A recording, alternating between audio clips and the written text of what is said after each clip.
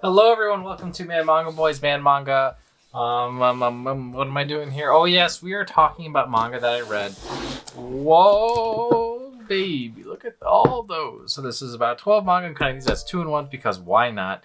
And, let's start up with it. We didn't actually talk about this week in the Book League Club because not many people read it. It was just me and one other person. And so I was like, all right, well, let's talk about it. For like 10 minutes, and then we did that, and then that was that. So I'm just going to talk about it briefly here. Some people say not to read Noise prior to reading Blam. I read Noise prior to reading Blam, and I gotta say, I think it was the right move. It gave me a little bit more of a context of what was going on because it tells you what happened before this big old spire thing is built. And this cop's trying to shut it down before it gets out of control. Spoiler alert, Blam happened, so you know that doesn't happen.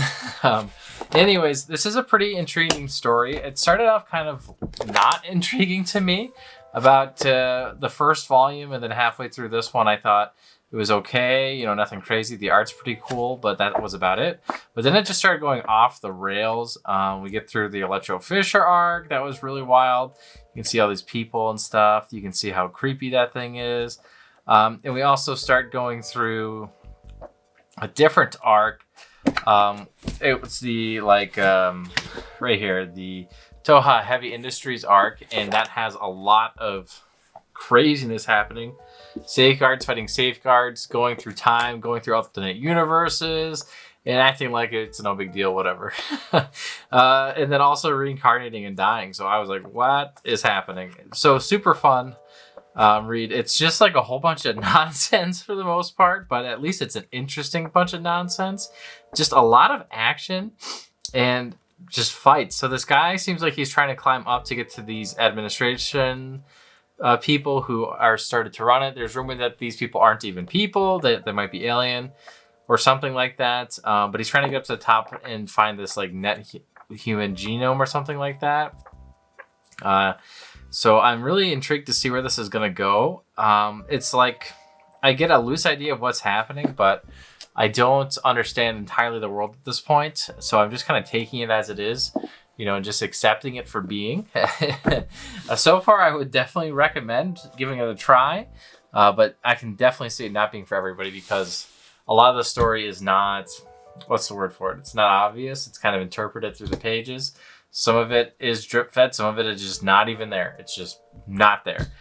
So to each their own on that, at least at this point. Blue Box Volume 2. Blue Box, I really enjoy. It's about this girl who moves into this house with this guy, and then they end up living together, and the guy has a pretty big crush on her, and the girl seems like she has a pretty decent crush on him too, but we don't know. Anyways, living with her because she really wants to be one of the best players for women's basketball, has inspired him to become one of the best players for men's badminton, and so that's kind of where we're at. I'm having a blast reading this. It's kind of like a sports manga without being like a sports manga because we don't focus too much on badminton. However, the guy is doing hardcore training practices with this guy who is a childhood friend of her. And so he thinks he's trying to date her, but in reality, he doesn't really care. He's got his own girlfriend. And so he's just living his life trying to train him to be one of the best double partners that he can be because he sees potential in him. Kaiju number 8. Volume 5. Kaiju number 8 is great. We left off with our main character, Kafka, proving to everybody that he's a human first and a kaiju second. It seems like he kind of fails that, but he doesn't kill anybody, which is really good. So they say, we'll use you as a weapon, Kafka, and we come across a few other of these miniature kaiju, especially towards the end. We find number 9 again. It was really an awesome fight to see him go against the captain, I think that's what he was, or the general. I can't remember exactly what his name is, but he's the dad of the girl with the pigtails. This was awesome to read through. I really get a strong World Trigger vibes, but it's like if this was World Trigger and it was perfect, in my opinion, because this is really good. I really enjoy reading Kaiju number 8. I think it's a blast to read through. If you like shonen, sci-fi, or kaiju, obviously, check it out. Strongly recommend it. Elusive Samurai Volume 4. Apparently, this is like way farther in the Shonen Jump app. But anyways, we're only on Volume 4. we get introduced to a whole bunch of people. I'm kind of confused at what's going on. This horse guy seems kind of silly. So he's probably a fucking serial killer. But we finish this war here, and our main character and his like closer party realize they don't know anyone's names, which I thought was really funny. One of the side in between panel things here has a reference to Dragon Ball Z. I might be able to find it, but yeah, right here. So that's Goku, that's Vegeta, that's their normal poses.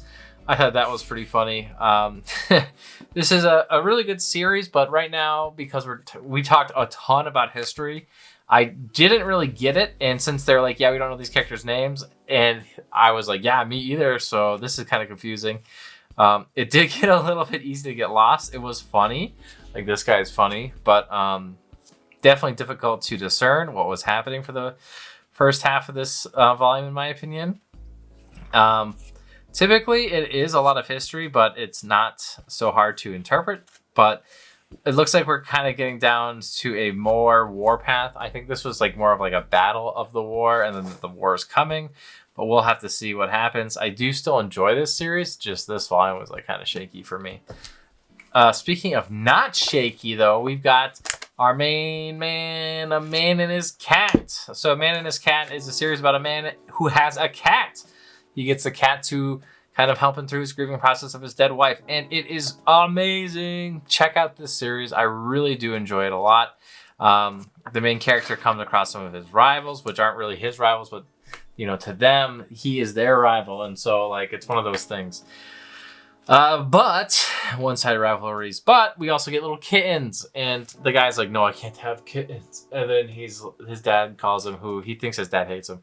He's like, "Please, just let my son keep the kittens, and like, you know, we'll figure it out. Don't worry about it. Just chill." And so he does that. He gets ready to get them all taken away, and then he's like, "No, you can keep the kittens. We found a way." And then that's it. That's the end of the volume. But it's really fun, really cute stuff. I was kind of sad to see him think he had to get rid of the cats. Look how sad it is. The whole, like, look at, who leaves cats in a box in rain? What monster would do this? That's just wrong. If you like do anything to harm cute little animal, puppy or kitty cat like that, like, really, you need to, you know, seek help, in my opinion, because they're cute.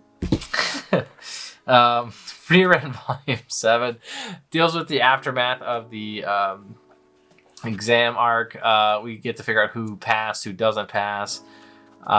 We also get to start our next adventure now that we have the exam, the pass mark thing. We continue on our journey. We're traveling just through the towns, trying to get to where we are. We learn about a little bit about the West hero, the hero of the West, and how he's lesser known, but he was probably stronger than the true hero. So that was an interesting little tale right here. And yeah, I liked it a lot. This was, again, a little bit slower, a bit of a reprieve from the exam arc because the exam arc was so intense. So I actually think that we could use the reprieve. I was happy that we had it. Again, I would recommend reading Free Run. It's a lot of fun. I really thought it was kind of not that great at the beginning. It was just okay. But it's picked up towards the exam arc. So I'm really looking forward to the next arc. Hopefully it's at least as good as this one was. But you know, not a bad start to where we are. We also find out that the mage who taught Freerin knows all of her apprentices' names, which is interesting and too bad for them. But yeah, that is that. You can see here we read our usual 12. Thank you so much for watching. If you enjoyed this, please like, comment, and subscribe down below. It helps me out a lot. But yes, you know, join me next week where we'll talk about Pandora Hearts again. Wow, we haven't talked about that in time, have we? See you there. Bye-bye.